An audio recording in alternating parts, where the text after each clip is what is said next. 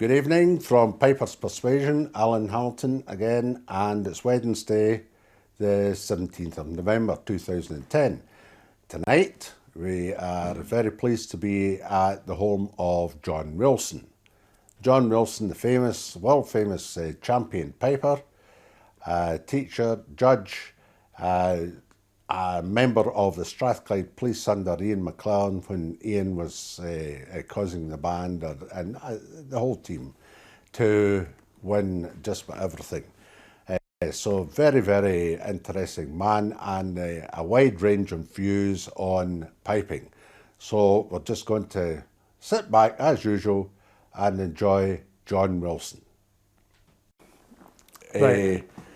John, I must tell you, my name's Alan Wilson Hamilton. My granny was from Campbellton, so the two of us might be related. We'll need to look into that sometime. Well, if we're not related genetically or in another way, it'll be through drink, most certainly, coming from Campbellton. Absolutely. And now we've established Campbellton. That was where you're from. Just tell us about Campbellton, early days, your beginnings with the Great Highland Bagpipe, your early teachers and their influences on who taught them, etc. Well, it's quite interesting. I was probably privileged, Alan, in the sense that my father was a piper, my grandfather was a piper, my great-great-grandfather was pipers. Strangely enough, my father wasn't taught by my grandfather.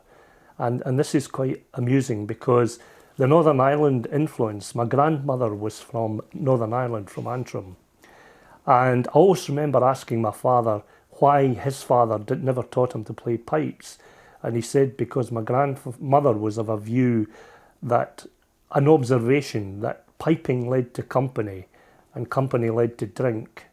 And for that reason, genuine reason, she didn't want my father to learn to play.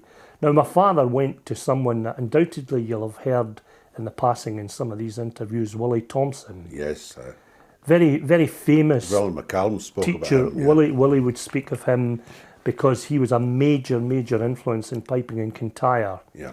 Came from the Black Isle and worked and settled in Kintyre and had a vast knowledge of pibroch, light music, and he taught my father.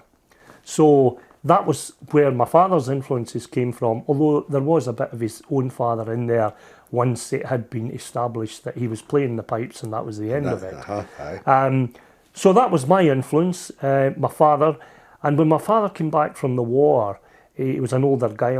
He started with what was then the sort of Campbellton ex-servicemen's band, and he was involved in the ATC band teaching, and consequently what I ended up with as a very young kid, my very first images of piping in our house was a table with about 5 or 6 young people round it playing chanters, and I used to sit there and try and imitate them, and eventually my father made me a wee tiny chanter, a wee synthetic thing that I just played about in, and eventually when I was about 6 he said, right, it's time to start for real.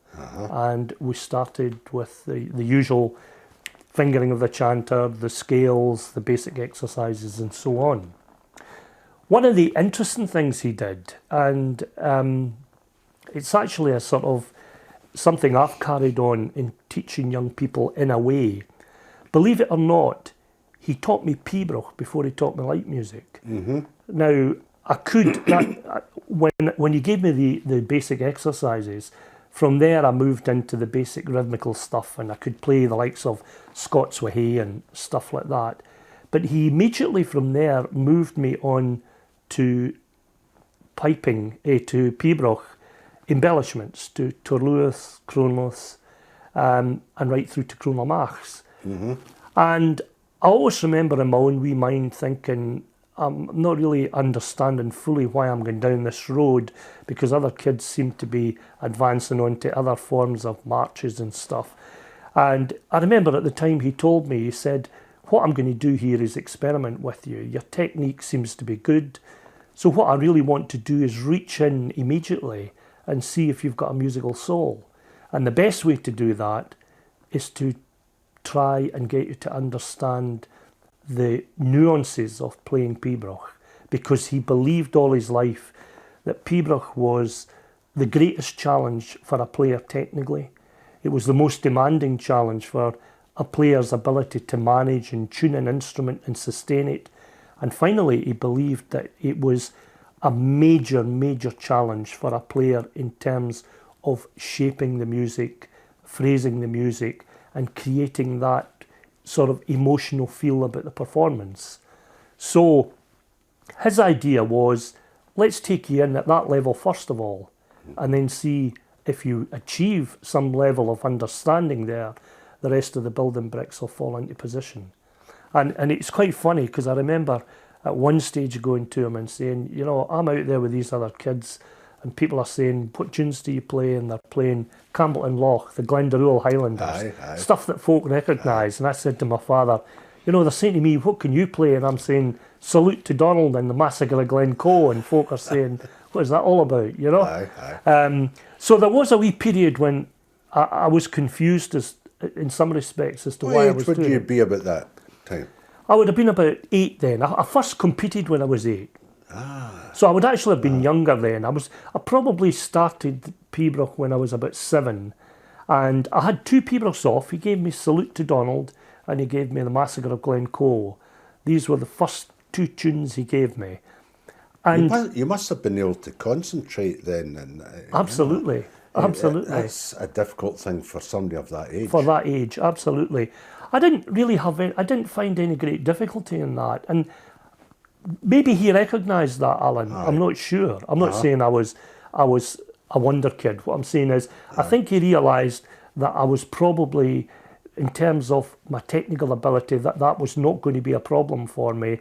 And I think he genuinely thought, let's find out how musical he is. Right. And the quick route to that for him was through Pibroch. Okay. And I remember saying to him, when I did make that complaint about, why can't I play Scotland the Brave and Glendaruel Highlanders and Black Bear and these tunes? And he said, once you've successfully got the grounding of Pibroch, the light tunes will just, you'll gobble them up. That's what he said. Yeah. And I did.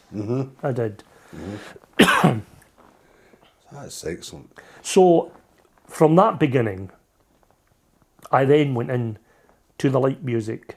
And then the other thing I would say about him, which I've carried with me all my life, is that he taught me to read and write music as a young kid. I mean, the manuscripts were out there right away, and I was writing all the note values and all that stuff. So reading and writing music was extremely important to him. As an ex-military man, it was bread and butter to them. But he always sang in Canterach, light music and Pibroch. He firmly believed that was really the only way to demonstrate to someone, again, I talk about this, the nuances of phrasing. Of course. Because when you're dealing with staff notation, it's a mathematical thing. Of course it is. And you can only take that so far. Yes. But the Canterach, to him, was the absolute in terms of getting you to understand what you should be doing with your performance. Page is just a general guide to notes. And that's right. Yeah. And it is mathematical. It's about each note has its own relative value. But when you want to tell people to bend notes and stretch notes and slightly foreshorten notes, Donald MacLeod used to use words like a gasp on a note. Now, that's a great phrase, a gasp. Because when you think on it, it's not a musical term, but it just absolutely places it in a nutshell. It gives you a length of a note. Exactly what he wants you to do, just a gasp. Just like that. And that's, so, you know, with Canterach and that combination of you know, appropriate language, they found it much easier to get people to actually, to perform, to actually phrase tunes and to shape tunes, not just a sort of mechanical, technical reproduction of what's in the staff notation. You mentioned Donald MacLeod, so let's just sail into Donald MacLeod. Your first connection with him, how did that come about, and how did it develop from there? Well, my father knew Donald well, and I always remember, I mean, I was literally told, as you were in those days, you'll be going to Donald MacLeod for Pibroch. and that was it, full stop. No further explanation required or desired. But what I really discovered was my father said to me quite openly, he said, the reason that you're going to Donald MacLeod is because he can give you that depth and insight into traditional style of playing that my father said he felt he couldn't quite provide. He was a great admirer of Donald. In musical terms, he loved what Donald did, and hence the reason he approached Donald and said, would he take me on? So really my first experience of Donald MacLeod was a tape, an old reel-to-reel tape from Fort George, and I would have been about 10 at that time. I mean, I had been fairly successful even as a junior piper at that time. You know, I was starting to come on to winning the first prizes and going to Glasgow in the SPA competitions and all that. But I was told that this was the time to move on. Developmentally, it was the time to move on, and this tape arrived from Fort George, and it was Donald MacLeod talking to me in the tape and explaining one or two things about his understanding of pibroch as he got it from John MacDonald. And basically thereafter what he said to me was, I want you to play a couple of pibrochs, some light music, and send this tape right back to me in Fort George, and you'll hear from me by return. And within about a week I got a tape back, and it on one side had Céla Crias, the Glengarry's March, and on the other side he did the Lament for Patrick Og MacCrimmon. For goodness sake. And these were the first two tunes I got from Donald. Now, it's quite interesting to know... Big tunes. Yeah. I didn't actually meet Donald for about maybe 18 months to 2 years after that started. So I had all these tapes. So Donald MacLeod could have been a giant. I don't, he was a giant, but I mean, in physical terms, I was a young boy, I wasn't really interested in what he looked like, and I know he was on the back of his books, but I never paid much attention to that. But you know, it was quite funny because he could have been, if somebody had said to me, Donald MacLeod's 6'5", he's like Ronnie Laurie, it's just like a twin brother, I would have said, oh, really? And the first time I met him was at the Euston Barra in Glasgow, in the old high school in Holland Street. My father took me up to hear, as a boy, to hear the professional competitions, and he took me over. And here was this dapper wee man standing with a wee roll-up fag, having a smoke and talking to my father. And my father said, this is the man you've been listening to on the tapes. This is Pipe Major Donald MacLeod. And the first thing that struck me about him was that this man with this huge reputation, because he was major prize winner, composer, you know, pupil of John MacDonald's, huge heritage in piping behind him.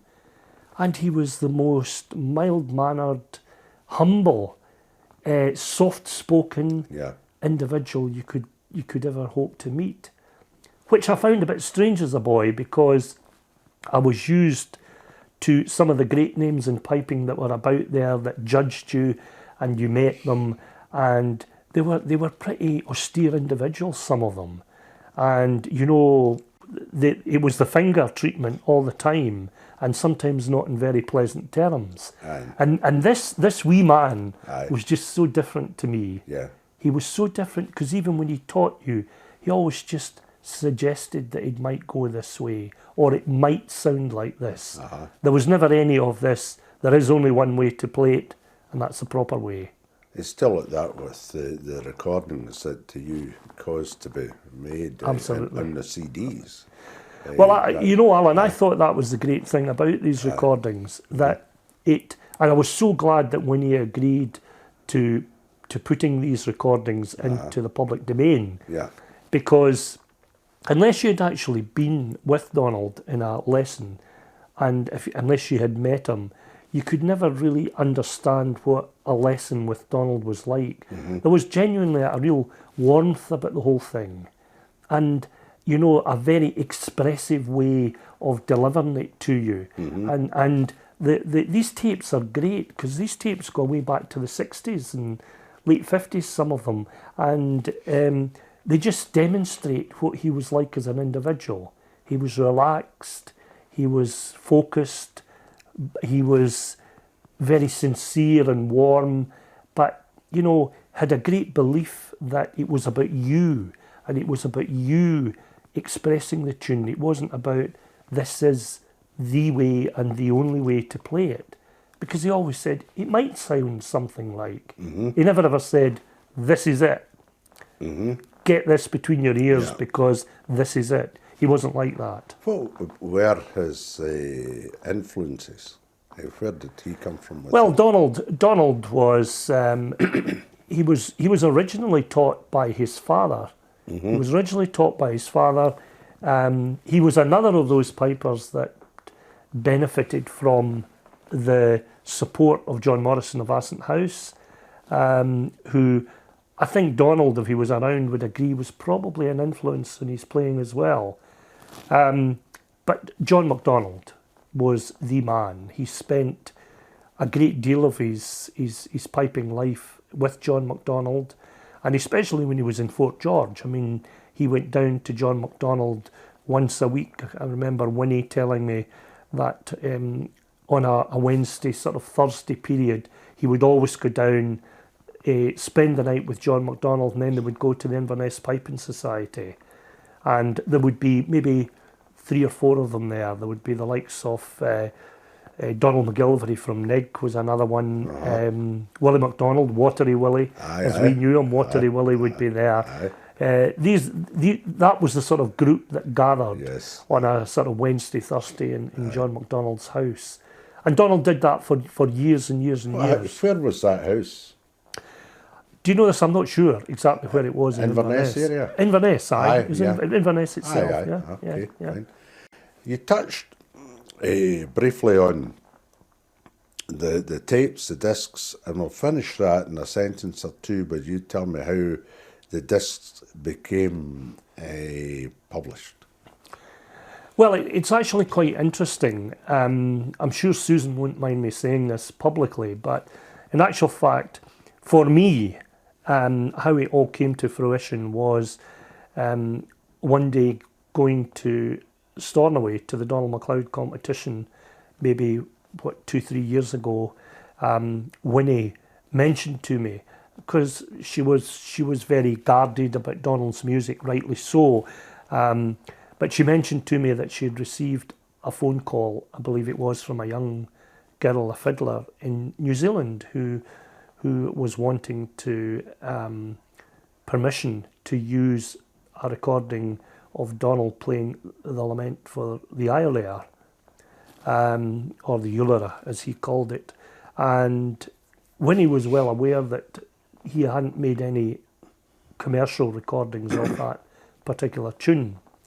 Anyway, what it led to at the end of the day when we came back to Stornoway was a general discussion between Winnie and I about the fact that upstairs in the house in 44 Cardonnell Gardens, Donald had this library that he had religiously and fervently and in a very dedicated way had put together. These tapes that had something like 248, 49 tunes on them. And at the time I said to Winnie, look, you know, I think what this episode with the tune in New Zealand probably represents is that stuff that's recorded upstairs there should be in the public domain. It should be out there for the development of young pipers as a point of reference. Again, we're not putting it out there as the gospel. We're putting it out there to say, well, here's 240 odd pibrochs you can listen to if you feel there's a particular tune you want to learn. Here's an option on it. Here's a benchmark on how to approach the tune. That was the sort of thought behind it. And really what I said to Winnie was they were all in small cassette form, and I think some of them had even been transposed from reel to reel. So there was a clear issue there, Alan, about the integrity of them in terms of how long they would last. Of course. And it would have been a real sin if these tapes had eventually degraded and we'd lost that. So Winnie eventually came back and said that she had decided with the family that they would release the tunes. And she asked me as a favour if I would go through all of the tapes and just ensure that, you know, the reproduction was of a standard that the company would be able to do something with it, although I'm not the technically minded in that respect, but also just to make sure that the integrity of the music in terms of how it related to the staff, that we hadn't missed anything and that it was all there. Yeah. So really, I sat in the room next door and went through these, and I have to say, after the 240th, I was beginning to realise that it was quite a task. But I also helped to select the tunes, because that was important, you know. I mean, for me, it had to be a marketable item for the MacLeod family. Yes. That was very important to me. And I think being therefore selective about the timing of the tunes that went out, for example, putting out CDs that contained tunes that were going to be in next year's selected tunes for the Ayrshire Gathering and the Northern Meetings, absolutely, made an awful lot of sense.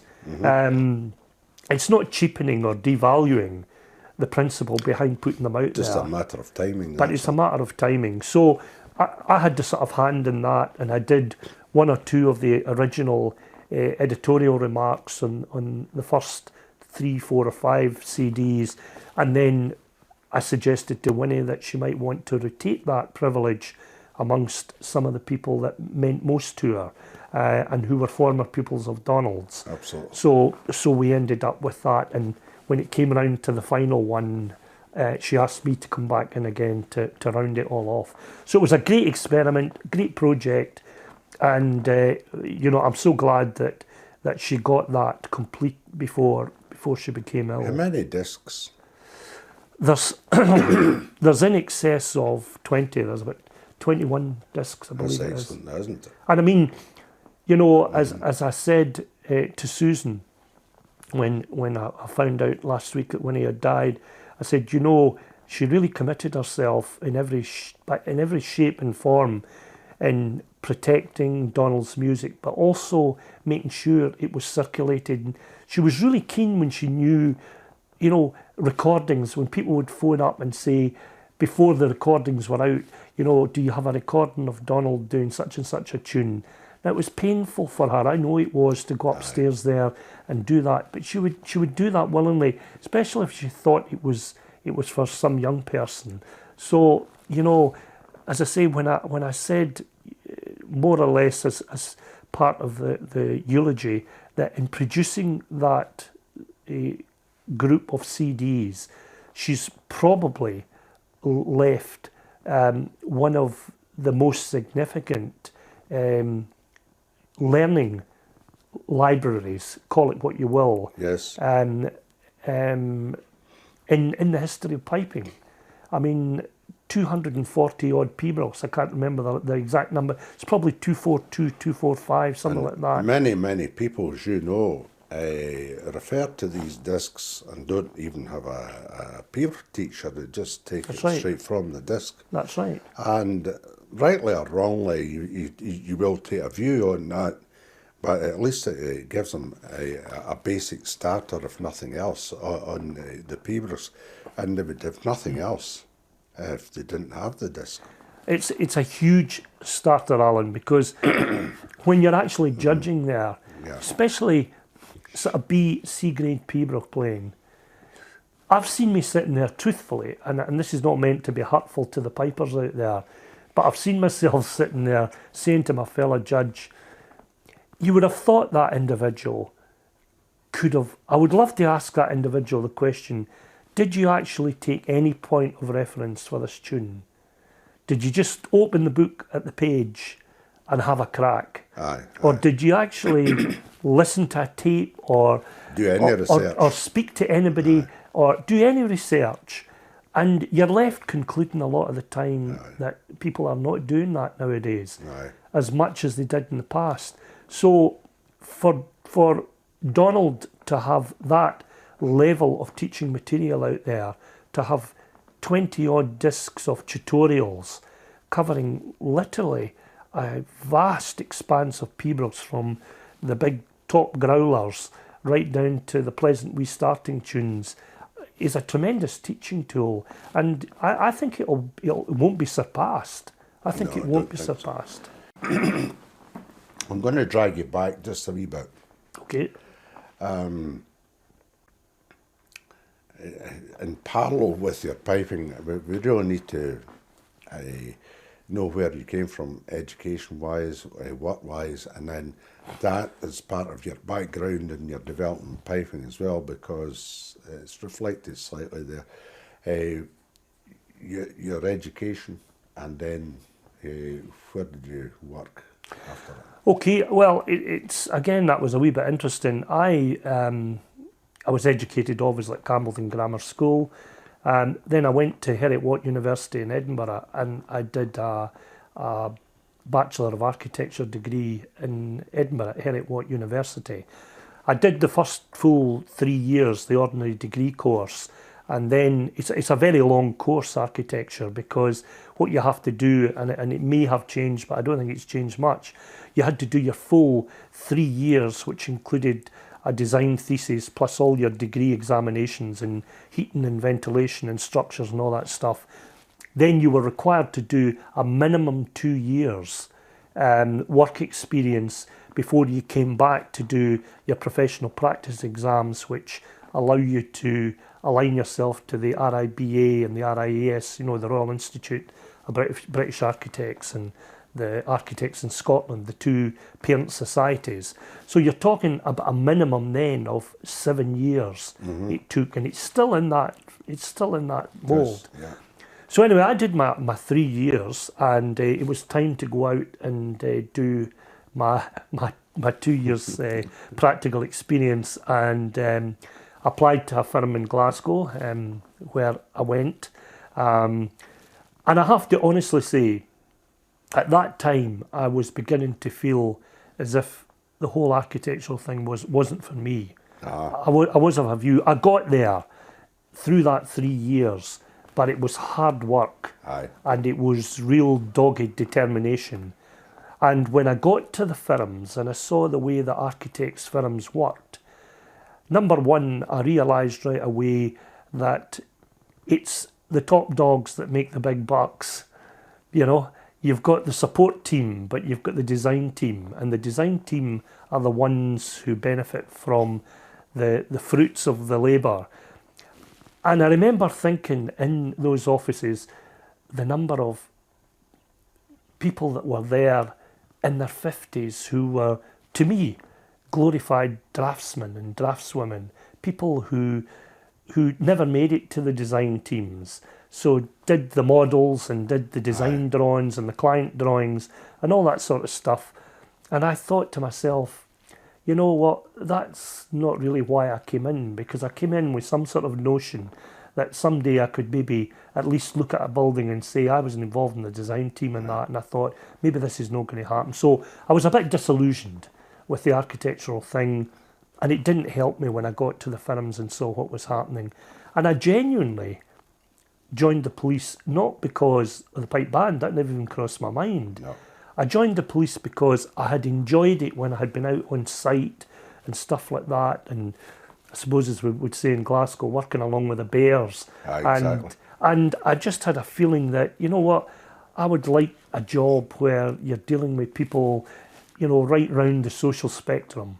I think most of us took that view from the outside. I had a background in engineering, time served engineer in the Rolls-Royce, and again, like you, became very much disaffected with the whole idea, and I was looking for something out there and mixing with people, dealing with people. That's it in a nutshell. Yeah. And that was then the really the catalyst for me heading down to St Andrews Square and signing on the dotted line. And in a way, the rest is a bit of history after that. Yeah. So we've got, that's the background. Drag you back again. We've got the wee professional background. I think, and remember, you maybe entering your first senior competition at US and Barra. Correct me here. at unusually the Kingston Halls in the south side of a river in Glasgow, and Flex bars across the road. You always remember these places because of the bars, you know.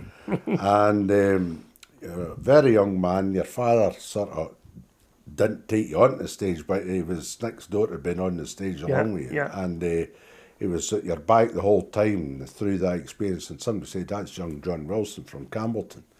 And I don't know what age you were, but you were far from a full-grown adult or anything at that point.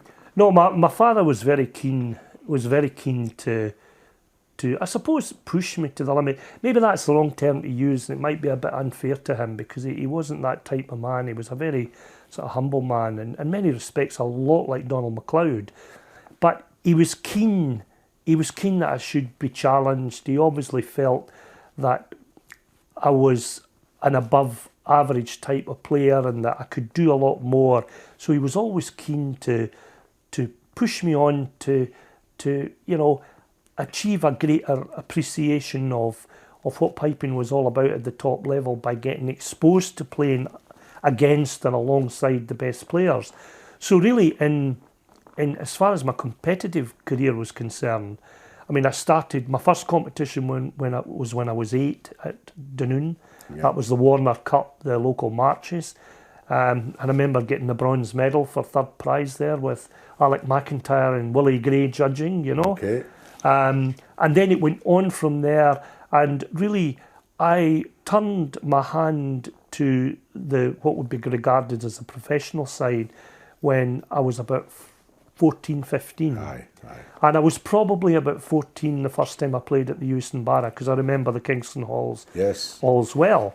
And strangely, as fate would have it, I won the Strathspeyson Reels, the Open Strathspeyson Reels at the Argyllshire Gathering, when I was 16. And that day, I won the Strathspeyson Reels, and a young army boy, or out of the army, just joined the police, Ian McClellan, won the marches. For goodness sake. On the same day at Oban. There you are. And I remember standing talking to Ian McClellan, because it was the sort of the talk of the steamy. Because here was this boy like me at 16 years of age, and here's Ian McClellan, a few years older, but still just in open piping, because Ian had been in the army and come out. So, I mean, Ian, I wouldn't be surprised if that was maybe Ian's sort of first year in professional piping. Strikes me as been round about 64. 64, 65 it was. Round about 65. That.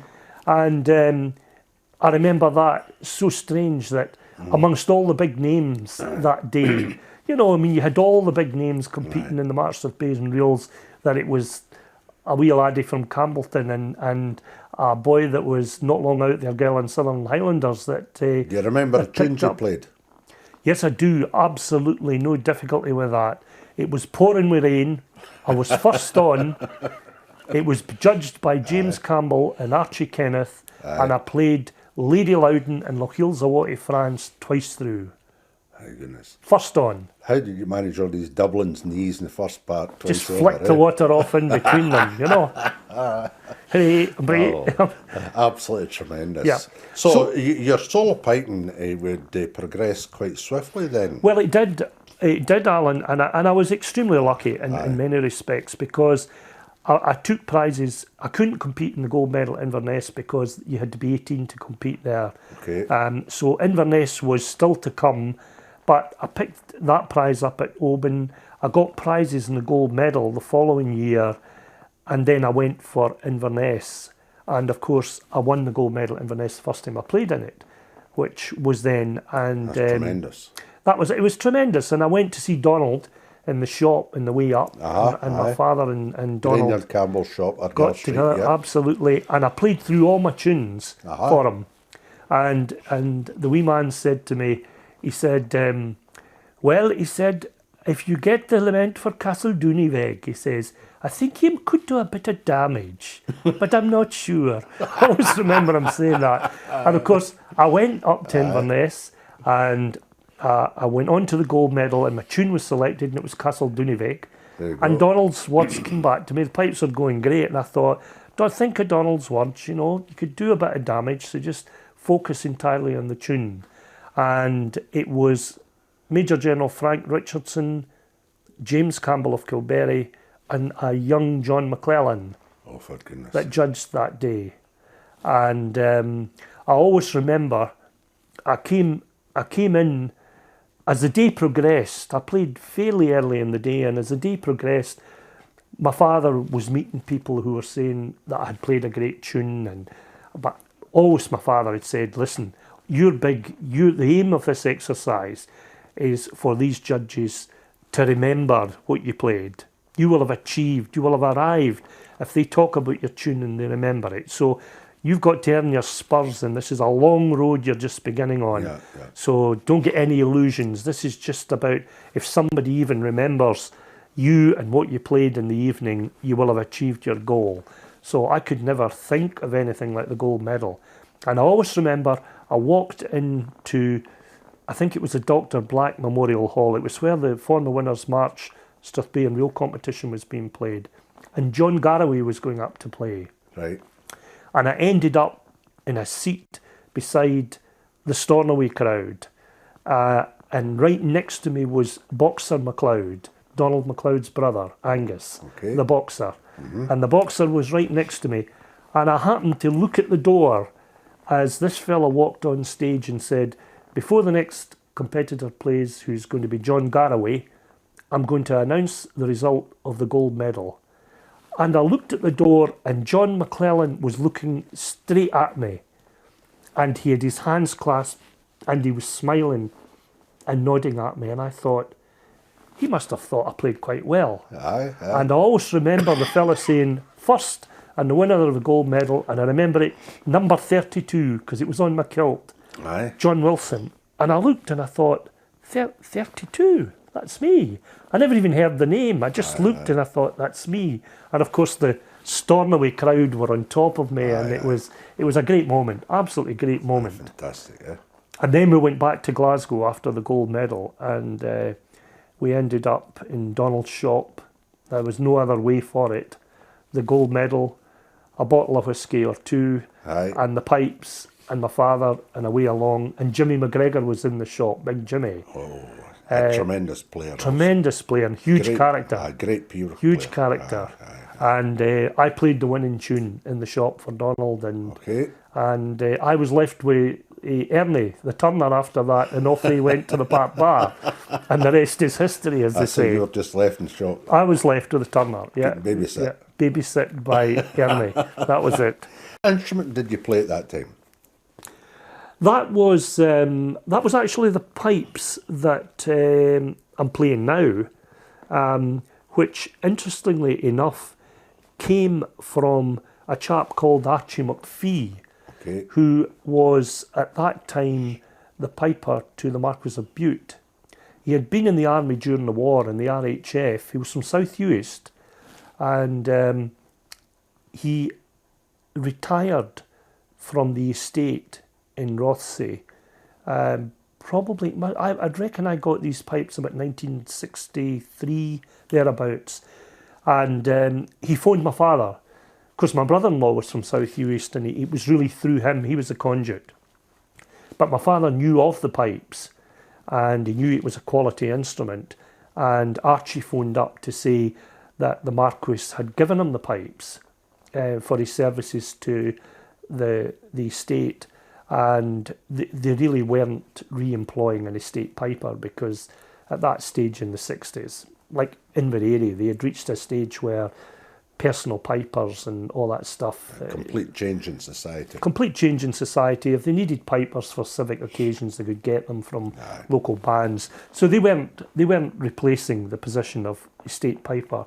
So Archie was heading back to South Uist with the pipes, but he was retiring, so he gave my father the opportunity to buy the pipes, which we did. And it's quite interesting, because I think he is a relation of Donald McPhee in Dumbarton. I think Sandy McPhee, Donald's father, he might well have been an uncle of his. Might well have been an uncle. And nice wee tie-in, eh? Yep. Did you ever do anything with the drones, or just leave them the way they were? Never touched them. They were made, they're an 1886 set of Hendersons. And you get a tremendous bass drone resonance from them. And can I tell you truthfully, Alan, people have asked me often, you know, how do I read them and what do I do to it, in particular to get the bass drone resonance I get. And I keep on saying to them, you'll need to ask Mr. Henderson, because as far as I'm concerned, you just put reeds in them. It's just the quality in the instrument. It's in the making of the instrument. Round about that 10, 20 years, that was the quality of that instrument, and they stayed in tune all day almost. You know, get warmed up and off you go, and you just forget about it and worry about other things. Great. I mean, I would have to say, I do recognise that there are other great instrument makers and other great instruments, but for me, on a personal note, I think when you hear a really good set of Henderson drones, well set up, the depth and richness that you get from them is really hard to beat. You know, it's a great Highland bagpipe in every sense of the word. And chanter, what chanter did you start off with? Well, I started off with a Hardy. And I actually played a Granger and Campbell for quite a while. And that was before Donald's influence in Granger and Campbell, in case anybody thinks I was just putting a bit of business Donald's way. It wasn't. I had it long before. My father was very, very friendly with George Granger, Senior. Very friendly with George Granger. And my father went to Granger's and actually got George Senior to turn out a chanter for him, and specifically select one out of the batch that he was making at the time. And I played that for quite a long time. As a junior player, I played the Granger quite a lot and was quite successful with it. And then, of course, in the police days, we came on to the Sinklers, and they were great chanters. That particular era of chanter was superb. And you just had everything. It had breadth, it had flexibility. You could really, if you wanted to pitch up, you could pitch up with these chanters and never lose your sense of tolerance and on the high end notes. Never lost that at all. The only thing I did find, I won big prizes with it, but the only thing I did find out, indoor work, you had just to be careful with it, you know, because at times people could say, you know, it's just a bit big for indoors. Big sound. It's a big sound. Great for outdoors. Yeah, absolutely. I mean, I always played it in the games. Grass, and I won prize after prize at the games because my pipes were just so solid and such great breadth and resonance from it. Indoors, therefore, I changed to a nail, and I've really played that ever since. And again, that would have been round about the maybe late 70s. I started playing a David Nail chanter, and used that in the main for indoor work. So we touched on the gold medal, and what about the other one? The Oban one was a slightly different one in many respects. The Inverness one, as I said to you, I won first time. The Oban one, I must have had 5, maybe 6 runner-ups. And I almost got to the stage where I thought, you know, it's not happening. This is not going to happen. And do you know one of the most significant years, and I'll never forget it, and I was talking about it just last week at the Bratach Gorham with him, Murray Henderson. Oban, going back, can't remember the exact date, but Murray and I played the same tune. Lachlan McNeil of Kintarbert, Lachlan McNeil Campbell of Kintarbert's Fancy. And I played it. To my mind, I came off the platform and I thought, well, if I doesn't nail the gold medal today, you're not likely to get it. And about 3 o'clock in the afternoon, I came in and I heard Murray playing. And he played Lachlan McNeil of Campbell of Kintarbert, and I thought, that was really good. In fact, that was superb. And at the end of the competition, everyone in the audience was saying, hate to separate those two tunes. Both instruments, great instruments, both the interpretations, almost identical interpretations. Okay. If they weren't identical, they weren't a touch off it. Aye. And technically superb tunes. And everyone was saying, gosh, I would like to separate them. Uh-huh. And I went back there with my wife and sat in the hall while the judges were out. And they must have been out nearly an hour and 3/4. For goodness sake. It was a huge amount of time. And for every minute that passed, Alan, the more I saw this gold medal going further and further and further away from me. And eventually they came in, and the chief steward said that, apologised for the time it had taken the judges to reach a verdict, but said there were 2 tunes in the competition that they found almost impossible to separate. But at the end of the day, they had to make a separation, and the winner of the gold medal was Murray Henderson, and I was second. And I remember running into the bar at the Corn Halls and saying to the fella, give me a whiskey, in fact, make it a large one. And as I was standing there, a wee fella from the audience came up and he said to me, how many times is that you've been runner-up in that gold medal now? And I couldn't remember the figure then. It was possibly 5. Whatever it was, I said it to him, and he said, well, you know, he said, not winning a gold medal and playing like that today is, I think there's a wee bit of a spirit message there. He says, and do you know, he says, John Garraway had about 7 runner-ups and he died and never ever won it. So for goodness sake. So I said to the boy, just make that a triple, will you? So I must have had about 5, something like that, runner-ups. But you know what? That in itself brings on its own pressures, you know? Yes, it does. This vacuum that you've got the first gold medal, but you just don't seem to be able to get your hands on the second one. And in between that, the runner-ups too, I mean, I had unmitigated disasters. I mean, I had one performance where I went right through the Pipers'Persuasion, and at the very last bar, my bass drone stopped.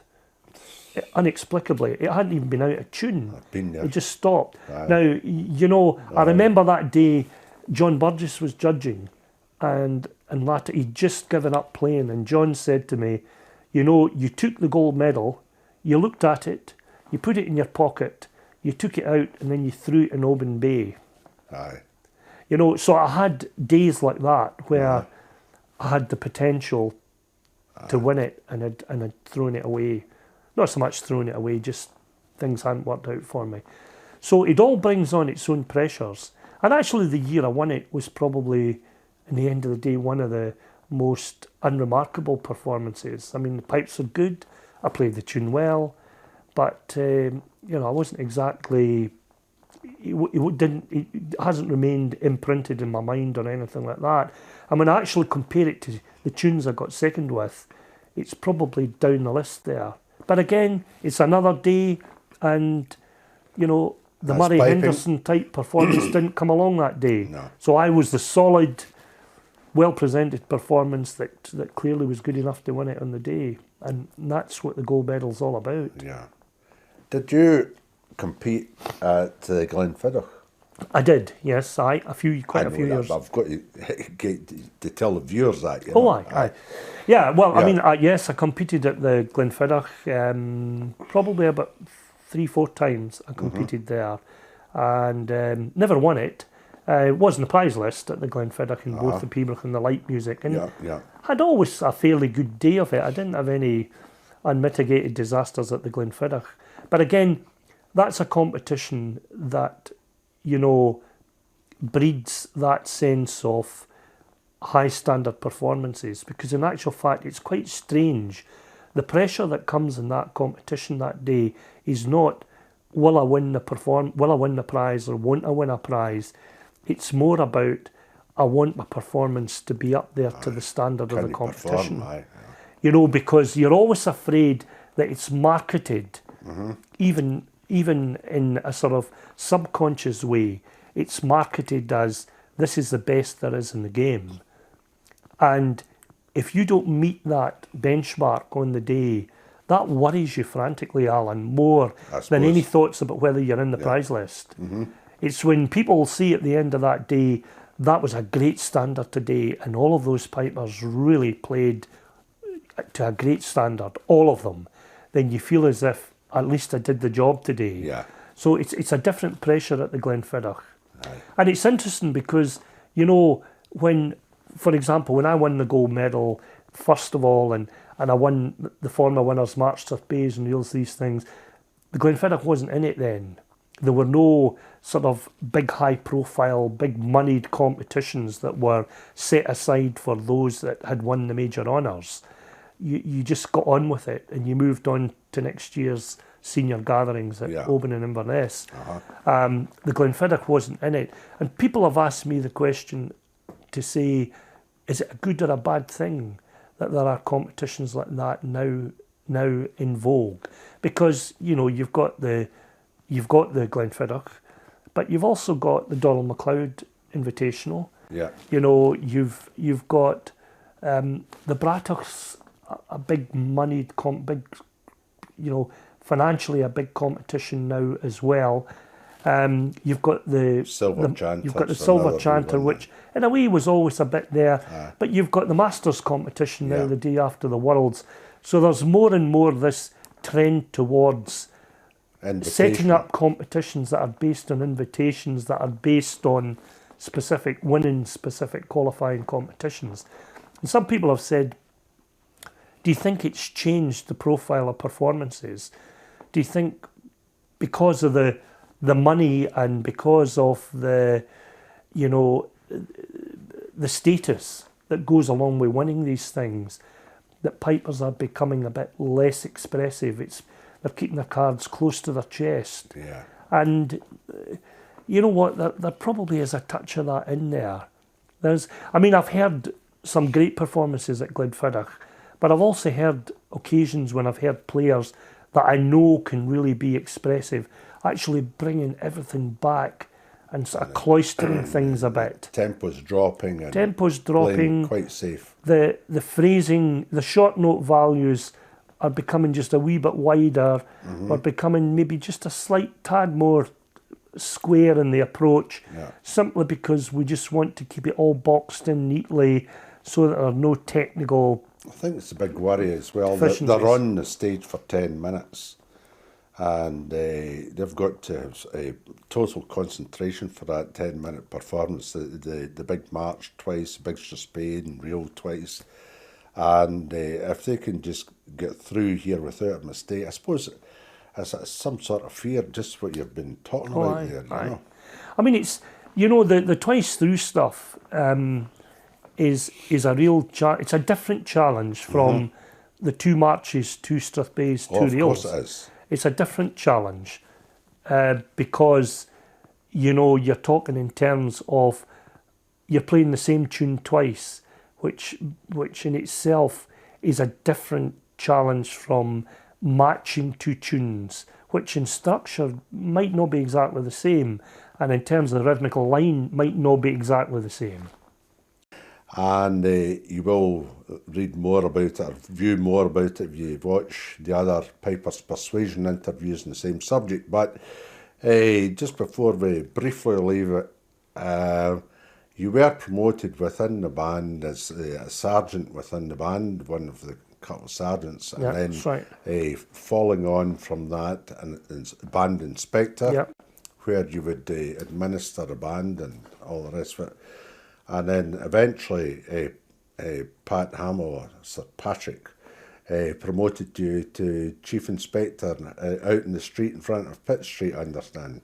Well, actually, it wasn't Sir Patrick Hamill. It was Andrew Sloan. Oh, was it Sloan that did that? It was Andrew Sloan. Aye. I forgot all about that, and I can probably safely put myself in the records, Alan, as probably the only policeman, maybe in the UK even, that was ever promoted in full number 1 kit in front of the chief, full pipe band kit. It's quite an interesting story. What we did was, in successive years as we won the World Championship, and it was back in the time of Patrick Hamill that we instituted this, we decided that it would be a nice PR exercise if on the Monday after the World Pipe Band Championships, the pipe band paraded, a press call, of course, needless to say, to maximising things, parade up in front of Pitt Street, do a wee sort of selection there, then dismiss, and Ian and I would present the trophies to the Chief Constable, who would be at the door in full uniform. Now, because of the number of years we won it, of course, we went through a number of Chief Constables in doing that. But Patrick Hamill during his time as Chief Constable we started it. But my final year in the band was 1989, and we won the World Championship back. And Andrew Sloan was the Chief Constable. And the position with all the Chief Constables was, when we finished parading, Ian and I stepped forward. It was very formal, in full uniform, saluted the Chief Constable and presented the trophy to him on behalf of the band, stepped back, saluted and fell out of rank. After the band had been dismissed, we were always invited into the executive corridor for a coffee with the Chief Constable, and invariably he would talk about recruitment to the band and the issues that were giving us concern and how we were going to sustain a police band and all that sort of stuff, the very important questions that you don't always get an opportunity to sit down and talk to the Chief Constable about face to face. However, that particular year, when he would always say, Andrew Sloan, when we gave him the trophy, I'll see you right after the dismissal, and we would salute and dismiss, put our gear away and go in and see him. But this particular year, he never said anything. And when Ian and I got dismissed, I said to Ian, we'll go back in and have coffee with the Chief. And he said, he never said anything to me. And I said, but he always takes you and I in for a coffee. And Ian said, but he didn't say anything to me. And in his own inimitable style, he says, and I'm not going in there if I don't have to go. You see?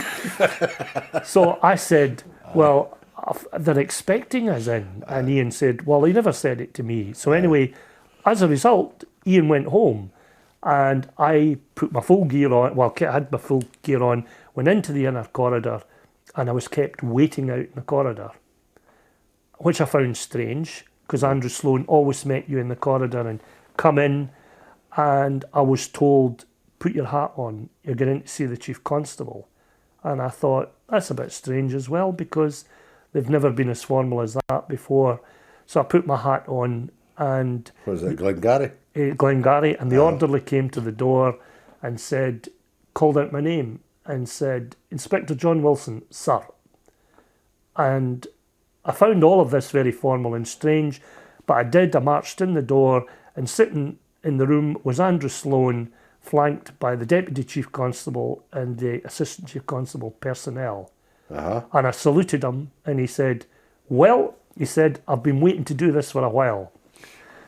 I think you're safely the first police officer in the UK ever to be promoted in full pipe band uniform.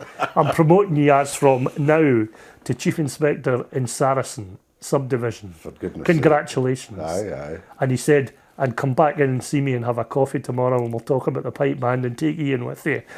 So it was really funny. But that's right, that's absolutely true. And when I went back to division that night, Ian Wishart was there, and the divisional commander was there, and they couldn't believe it. They had the phone call from headquarters to say this had happened, but it was really remarkable, to come home and say, well, I'm in pipe band kit and I've just been promoted in the police service, Well, that's one way to get out of the band, eh? Well, it certainly went out with a sharp edge to it. One minute I was there, and the next minute I was gone. So you wouldn't be playing at Cowell that year? I wasn't playing at Cowell that year, no. And so your career progressed from there, your Chief Inspector at Saracen, and your other promotions? Well, from there, I was Chief Inspector in Saracen, and then I became the Chief Inspector Operations at the divisional headquarters at Maryhill. And then a couple of years after that, I was promoted Superintendent to Cranston Hill subdivision back in the old A division. And then a bit like Napoleon, I got sent to Elba. I was appointed Deputy Divisional Commander in L Division out in Dumbarton. And of course that took me back to my old haunts down in Argyll, because Dumbarton, as you well know, as a divisional area, was one of the biggest divisional areas in the United Kingdom. Right, and on that reference, I remember I was working with Hughes Dowdall and happened to be in for a promotion in Dumbarton, And here was you cramming the hat on top of your head, rushing out the door to go to Firearms Instant down at Campbellton. That's absolutely right. And I was really highly offended that somebody from Springburn, which is where he came from, should deem to take a handgun down to Campbellton with him and start threatening the locals down there. Well, they take ages to get to Campbellton. Well, do you know, actually they laid on an advanced sergeant driver from the driving school who took me down in an Alfa Romeo, and I worked the lights as he drove, and I can honestly say that when we were in the Loch Lomond stretch, we were doing well over 100 miles an hour.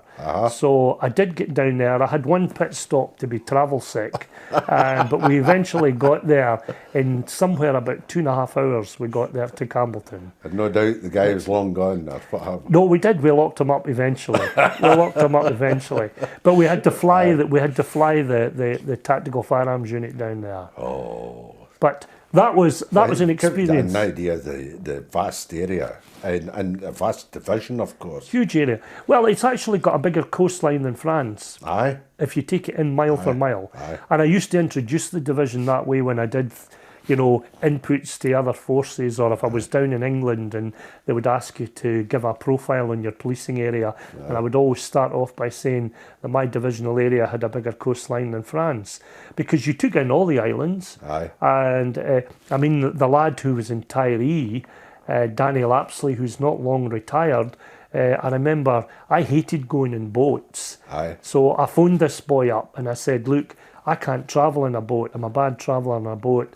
You're about 4.5 hours out into the Atlantic. I said, I'm going to make arrangements for your appraisal to be done by the sub-divisional officer in the 49th precinct in New York, because he's actually nearer you than I am, you know.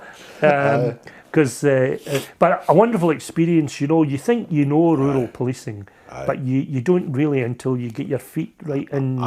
And all your previous experience had been city Glasgow policing. divisions, aye. I found it was a big culture shock myself. Oh, sure. The resourcing, the resourcing issue alone, that, you know, in divisions, in Glasgow divisions, you become blasé to the fact that if something happens, all the elements that you need to support you are 2 there. minutes or 10 minutes. They're there. And say, where have you been? You know, but when an attempt murder happens in Tiree, and this one police officer he's got to protect the location. He's got to sustain the scenes of crime evidence. He's got to do the traffic management. He's got to do everything. And you know, it's only when you get there you realise the pressures that are actually on people in remote rural areas, which is really what Argyll and Bute is all about. And then it was divisional commander at Central. No, I was divisional commander in F Division in Aikenhead Road. Okay. And I was there for a short period and then appointed back to my old haunts in A Division in the city centre. And you retired from the police? 2003, May 2003, so over 7 years. In the meantime, you've more or less, you've obviously stopped playing with pipe bands.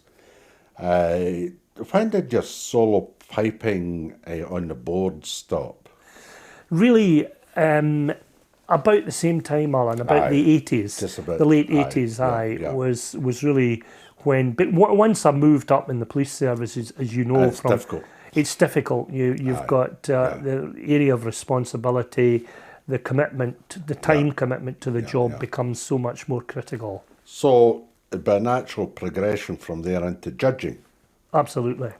And tell us a wee bit about that. Right. Well, I mean, my first protocol was pipe band judging, and of course, prior to giving up the band side of things, I had gone through the certification process with the Royal Scottish Pipe Band Association up to the advanced level.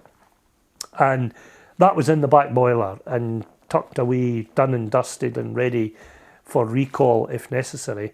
And from there, I simply applied to become an adjudicator and went through the training process and the monitoring process, the sort of shadowing that you do, and you had to do a year of that at that time, and so many championships and so many branch competitions, and your sheets were all compared to the judges on the day and sent back to the monitoring group who looked at it and took cognizance of the depth of your comments and the constructive nature of your critique, and at the end of the day, you got a letter which said, you've passed.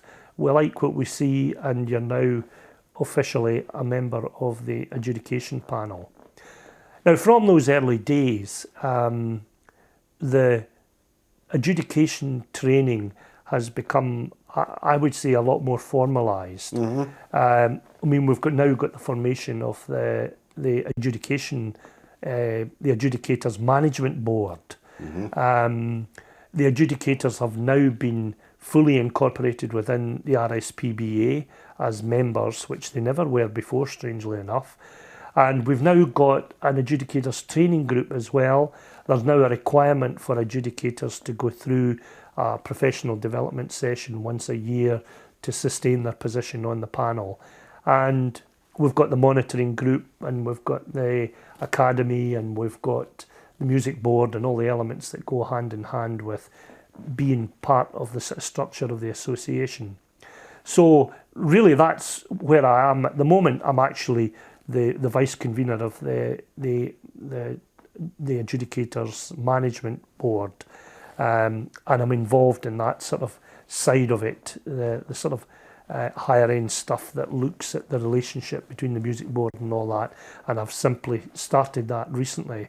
And of course, in terms of adjudication in the bands, I've been involved in the championships now for quite a number of years. Of course. I've done some stuff abroad in terms of, the associations abroad, looking for some insight into where the parent association, if I dare use that term, for the Royal Scottish Pipe Band Association, but what's happening in the parent association.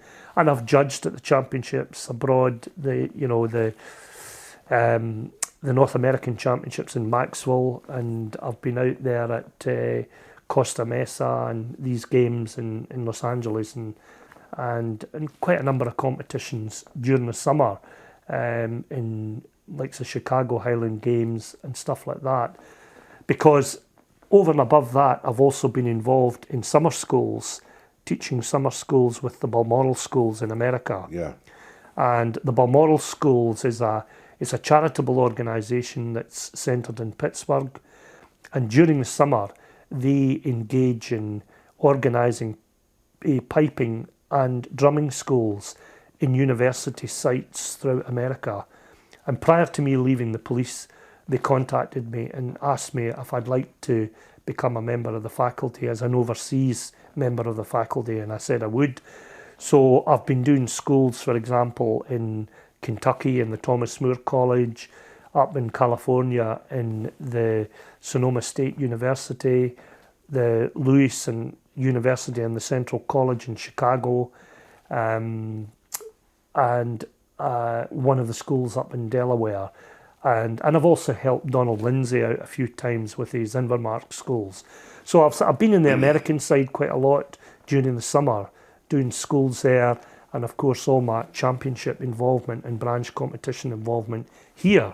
Yes, and you've got solo piping well, also to add to to add to the complication, I'm also a member of the approved list of adjudicators for the solo side, which again is another area of involvement as well. And as a result of that, they've got the adjudicators graded, senior, approved, accredited, and there's a formula that we stick to for the big gatherings and other meetings or Gaelshire gatherings, senior competitions, where we have to have senior judges judging, making up these panels. So there's a bit of, there are dynamics involved in who judges what, and I'm sort of involved in that through the Joint Committee for Judging. I'm actually chairman of that at the moment, and what that looks at is the accreditation of adjudicators, and looks at new applicants to become adjudicators on the approved list. And we also get involved in input training into the annual seminars that the solo judges have. But the interesting thing is, Alan, and we've got, on the one hand, the pipe band judging, which I've said earlier, I believe has become much more formalised than it was when I first became a pipe band judge. And then we've got the solo piping judging, which has never really been formalised. No. And, you know, I think when I look back on it in my younger days, when I used to look at some of the panels, and I would ask my father, you know, who are these people that are judging?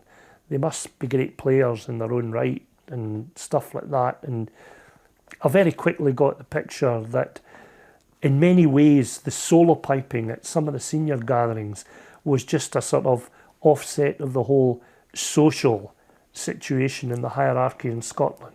Just another thing that's happening on the field. On the field, absolutely. And the judging was a very sort of self-selected type affair, where it was more based on your social standing than on any ability you might have to play bagpipes, or even any requirement to be able to play them at all. And we've moved on from that on the solo side. We've moved on from that, and thank God we have. Absolutely. But we're still at a stage where we're still very informal in our approach to solo piping, and that's maybe not such a bad thing, and I have a wee ear towards that. But you know, there's issues like crit sheets that I know a lot of my colleagues in the solo piping list don't hold with the same level of enthusiasm that I hold. I just think, and I suppose my pipe band experience has done this to me, I just feel that performers deserve feedback, and they deserve feedback that tells them in a fairly subjective way how they perform. And it doesn't tell them about necessarily the technical things that are involved in their performance. It relates more to the musical interpretation, to things like mood, to things like rhythm, and how that's tied into the thematic mood of the presentation. And it looks at expression, the words that Donald used and my father used, shaping music. It's not a musical term, but it's dead right. That's what expression is. That's what phrasing is. That's how you shape the music. That's how you create the question phrase and the answer phrase. And, you know, I think we need to drive a bit more of that into the solo judging. And I think we need to examine ourselves as solo judges in terms, and ask ourselves the brave question. Number one, are we judging performances on that basis?